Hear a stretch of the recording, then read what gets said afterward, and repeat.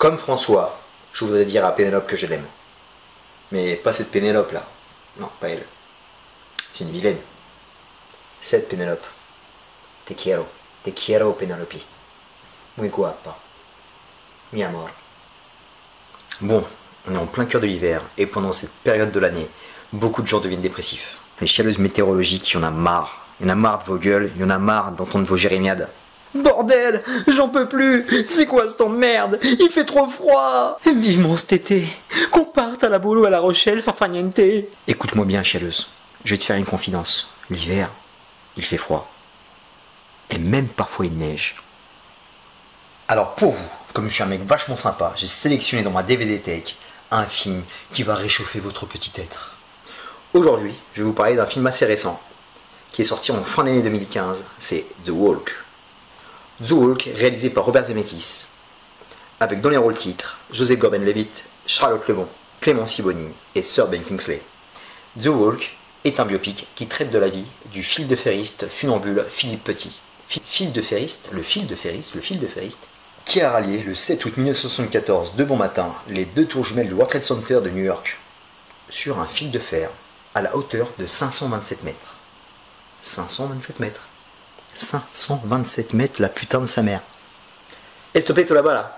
Ouais, toi, balance-nous un petit son agréable qu'on aime bien histoire de se mettre dans l'ambiance.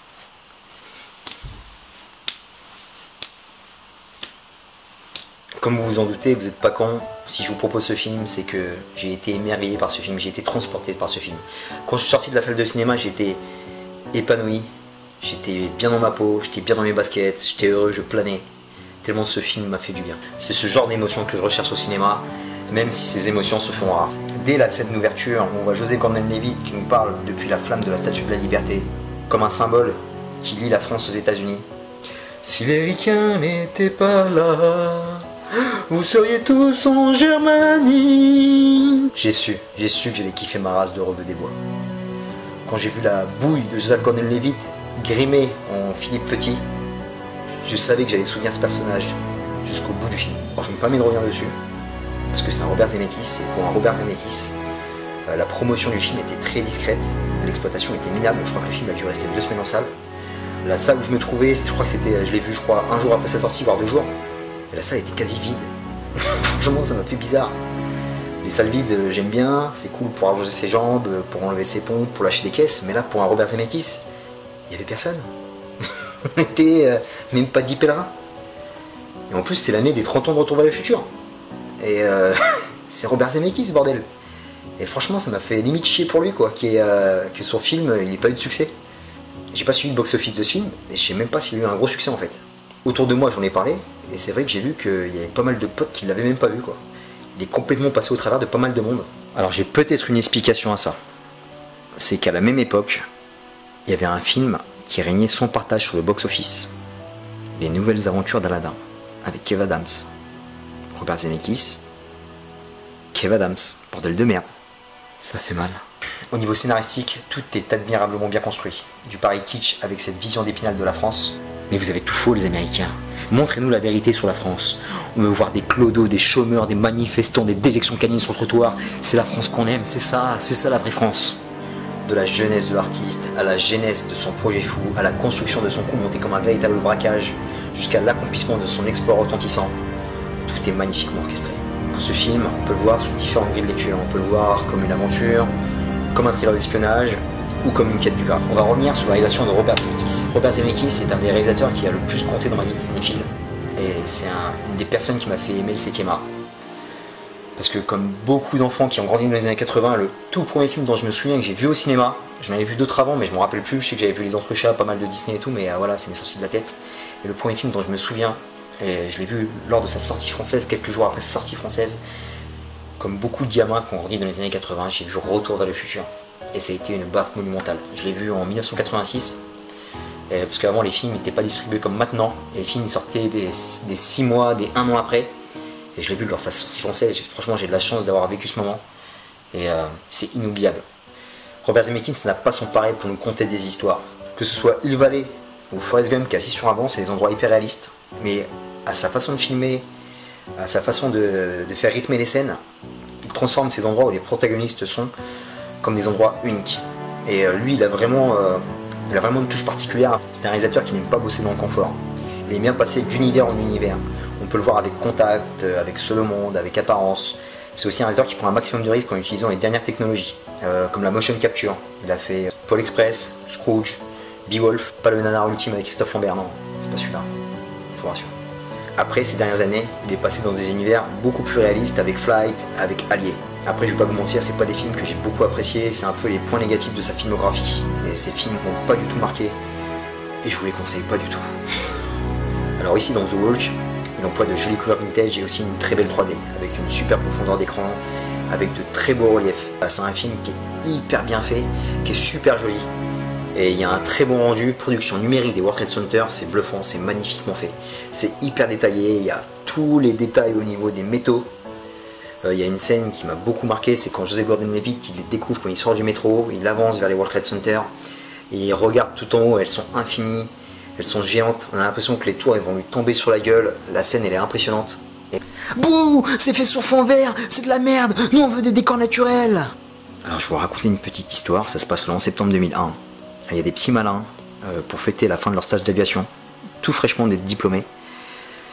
Ils ont chopé 2 avions, ils ont voulu slalomer entre les tours du World Trade Center ou ils ont voulu atterrir sur le toit, je ne me rappelle plus. Et malheureusement ça s'est mal passé. Et ils se sont scratchés sur les 2 tours. Et malheureusement les 2 tours se sont écroulés. Voilà, rest in peace les 2 tours. Et j'en profite également pour passer un petit bonjour à Cotillard Marion et à Bigard Jean-Marie, les rois de la théorie du complot. Au casting, on a Joseph Gordon-Levitt. Alors Joseph Gordon-Levitt, c'est l'acteur caméléon par excellence. Le mec, il a la gueule qui passe partout. Il peut tout faire. Ça fait longtemps qu'on le voit au cinéma. En fait, je l'avais remarqué la toute première fois, j'avais fait le rapprochement longtemps après. Son tout premier rôle au cinéma, c'est dans Et au milieu coule une rivière de Robert Redford, sorti en 1992. Donc ça remonte. Pour son jeune âge, il a une très grande carrière déjà derrière lui. Ça ne peut être qu'un mec cool parce qu'il a joué dans un vrai Garaki. Il a joué dans Mysterious Skin en 2004. Il a joué toutes sortes de rôles. Il a joué dans un des meilleurs films romantiques de ces dernières années, 500 jours ensemble. Il a joué aussi le rôle d'un cancéreux, un rôle difficile. Dans 50-50, c'est un film qui n'a pas fait grand bruit, mais il était très bon dedans, le film était excellent. Et il est aussi très crédible, arme à la main, comme dans Inception, dans Looper. C'est aussi un jeune réalisateur. Et il a fait le très sympa Dungeon qui est sorti en 2013. Scarlett Johansson en Jersey Girl, alerte demi-molle. Alors c'est un acteur qui fond littéralement dans ses rôles. Là, comme je vous ai dit au tout début, il fond littéralement dans le personnage de Philippe Petit.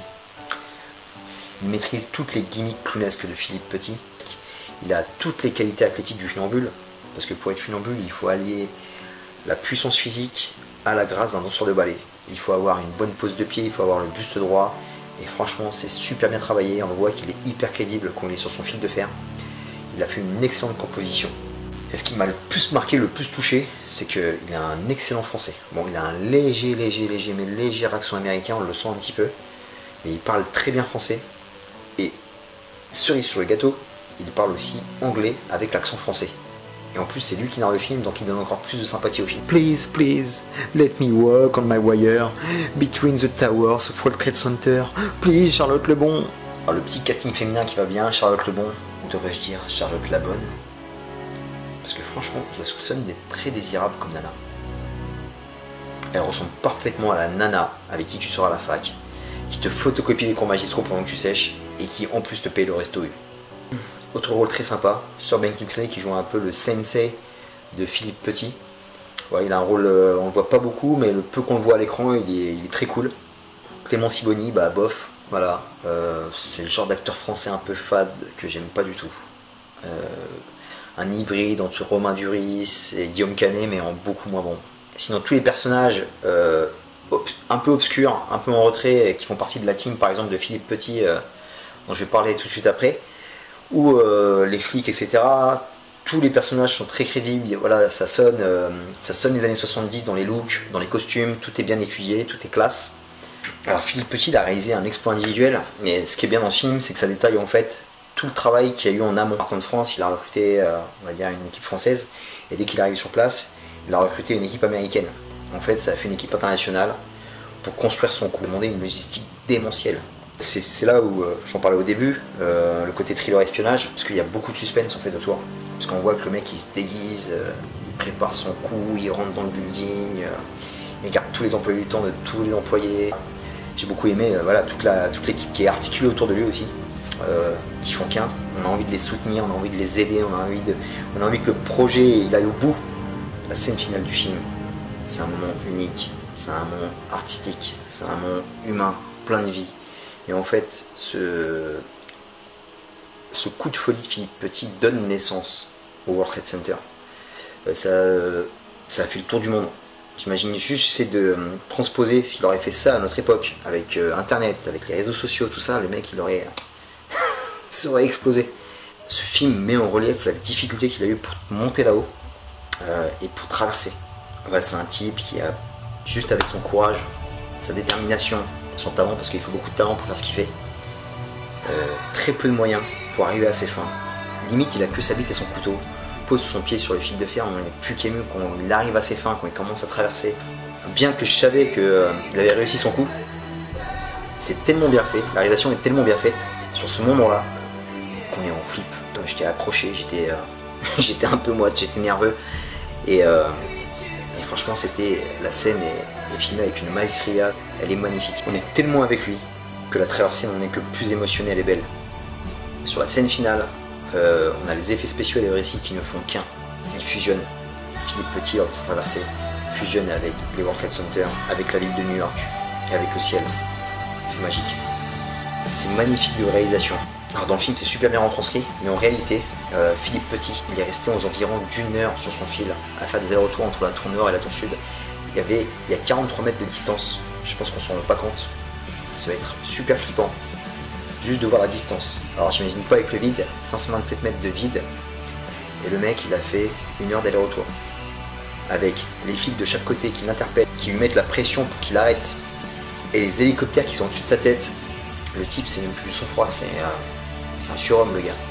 Il y a des coups on a s'y trompé parce que il faut pivoter pour repartir, changer d'appui, c'est bon quoi, c'est Spider-Man le gars. Malgré que l'exploit de Philippe Petit soit inégalable pour le commun des mortels, j'aime beaucoup le message du film parce que je pense que tout le monde peut s'identifier et tout le monde peut s'inspirer de ce qu'il a fait. Quelle que soit sa quête, qu'elle soit minime, qu'elle soit grande, tout le monde peut aller de l'avant et courir après ses rêves. Voilà, ce film est une invitation au rêve. Tu peux tenter de faire un tour du monde, tu peux essayer de faire un marathon, tu peux monter les marches de Montmartre sans passer par le funiculaire par exemple, tu peux faire tes courses à Leclerc sans prendre ta voiture. Toutes les quêtes, qu'elles soient minimes, qu'elles soient grandes, valent le coup d'être vécues. Accomplir ses rêves, coûte que coûte, never give up malgré les obstacles, toujours lutter pour arriver à ses fins. Ce film est un double hommage. L'hommage à la folie d'un Français qui, avec son insouciance, son immaturité, sa folie, mais aussi sa détermination, a réussi un des coups du XXe siècle. Il a réussi un chef-d'œuvre artistique qu'on peut facilement comparer aux plus belles toiles. C'est aussi un bel hommage au World Trade Center. On n'a jamais vu les tours aussi belles. Je pense que c'est aussi un bel adieu à ces tours. Et en plus le film est tellement positif qu'on dirait presque leur fin tragique. Voilà, pour conclure, c'est un des plus beaux films de l'année 2015 que j'ai vu. Il est époustouflant, il est vertigineux, il est drôle, il est puissant, il est poétique. Merci à Robert Zemeckis pour ce moment cinématographique unique qui m'a fait toucher un bout du ciel. Merci pour tout ce que vous avez fait dans le cinéma. Merci aussi à Monsieur Philippe Petit, un héros des temps modernes. Merci pour le testicule en acier trempé. Merci pour toute l'inspiration que vous m'avez donnée et que vous avez donnée à tous ces gens qui ont regardé le film, qui vous ont vu dans le documentaire Man in the Wire, de nous pousser à croire à nos rêves. Merci, merci pour tout, merci du fond du cœur. Peace. Par rapport à la chaîne Rebeu des Bois Chronicles, j'ai créé une page Facebook, Rebeu des Bois Chronicles, page Facebook, si vous voulez continuer à débattre avec moi. Et j'ai créé aussi une page Twitter, je sais absolument pas comment ça fonctionne Twitter, à part insulter quelques journalistes. Voilà les gens, j'espère vous voir très bientôt pour une prochaine vidéo. Portez-vous bien, plein de gros bisous, plein d'amour. Et je vous dis à très bientôt. Peace. Abonne-toi, toi, pour ne pas rater la prochaine. Abonne-toi, abonne-toi, toi. Invite même un chien de ta chaîne. Abonne-toi, Un chien, de chien, de chien, chien. Un bon, toi, toi, toi, toi, toi, toi, toi, toi.